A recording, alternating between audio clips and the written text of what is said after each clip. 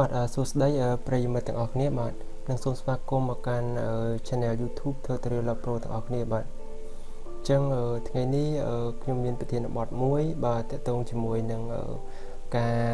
បដូរ font ខ្មែរដែលជាទូទៅបង្ហាញរាងតូចបាទអញ្ចឹងយើងធ្វើឲ្យវាទៅជាធំវិញ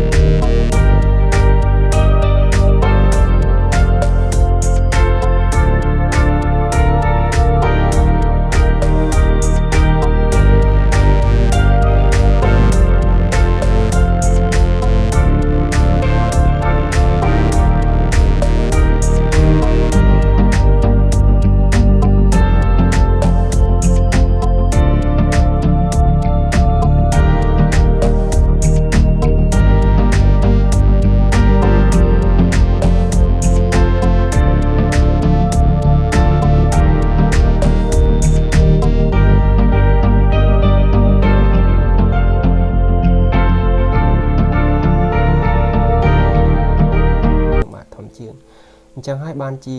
ការលេចឡើងនៅ font ខ្មែរនៅលើ Telegram ដែលយើងមិនទាន់មានការ setting ឡើងវិញនោះទេវាចេញមកគឺវារាងតូចបាទរាងតូចដោយសារតែfont ដើមរបស់វាហ្នឹងគឺអក្សរខ្មែរគឺចេញមកវាតូចអញ្ចឹងបាទបន្តទៅនេះខ្ញុំនឹងយក font នេះ font name